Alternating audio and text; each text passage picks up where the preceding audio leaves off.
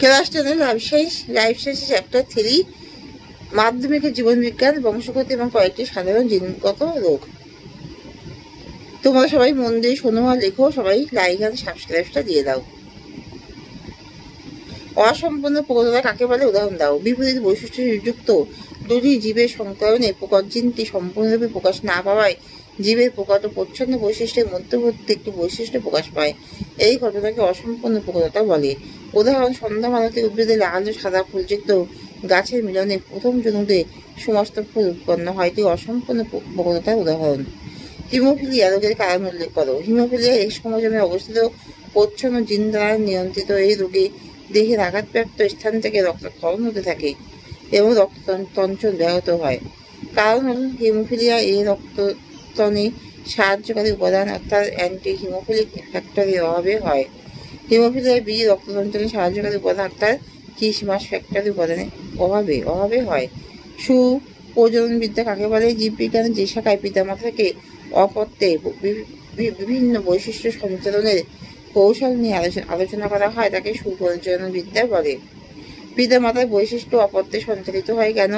যৌন জন্মের সময় পিতা এবং মাতার দেহে উৎপন্ন গ্যামেট মিলিত হয়ে জাইগোট গঠন করে এবং জাইগোট থেকে বিভাজনের মাধ্যমে নতুন অপত্য জীব সৃষ্টি হয়।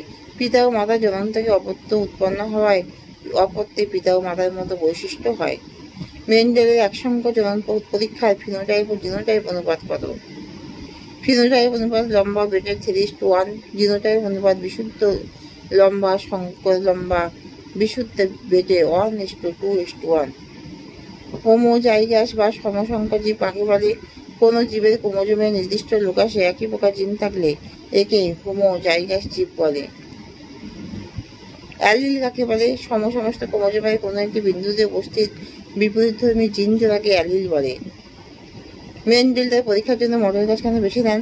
মটর গাছ নির্বাচনের কারণ হলো মটর গাছ সহজে কম স্থানে প্রতিপালন করা হয় ও মটর গাছ স্বপ্রজননক্ষম এবং বিশুদ্ধ। অল্প সময় প্রচুর অপত্য উৎপন্ন করা হয়। মটর গাছে সহজে সংক্রায়ণ ঘটানো যায়। থ্যালাসেমিয়ায় আক্রান্ত কোনো শিশুর দেহে কী কী লক্ষণ প্রকাশিত হয়? হিমোগ্লোবিন উৎপাদন কমে যায়, রক্ত অল্পতা দেখা দেয়, লোহিত রক্তকণিকার আকার ছোট হওয়া, দেহে লোহা জমে যাওয়া ইত্যাদি। মেন্ডেলের একসঙ্গে পরীক্ষাটি চেকার বোর্ডটির সাহায্যে ব্যাখ্যা করো। একজোড়া বিপরীতধর্মী বৈশিষ্ট্য সম্পন্ন একই প্রজাতির দুটি জীবের মধ্যে সংক্রায়নকে একসঙ্কর বলে। মেন্ডেল একসঙ্গ জনন পরীক্ষার জন্য খাঁটি লম্বা বড় হাতের টি ডবল টি এবং খাঁটি বেটে স্মল ডবল ছোট টি দুটো ছোট টি মটর গাছ নিয়েছিলেন।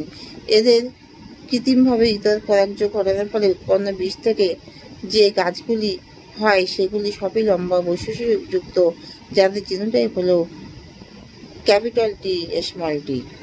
এফ জরুর গাছগুলির মধ্যে স্বপরাগযোগ ঘটানো হলে এফতে যে গাছগুলি উৎপন্ন হয় তার মধ্যে 3 ভাগ লম্বা 1 ভাগ বেটে বৈশিষ্ট্যযুক্ত। এদের জিনোটাইপ 1 ভাগ খাঁটি লম্বা ও 2 ভাগ সংকর লম্বা এবং 1 ভাগ বেটে মটর গাছ দেখা যায়।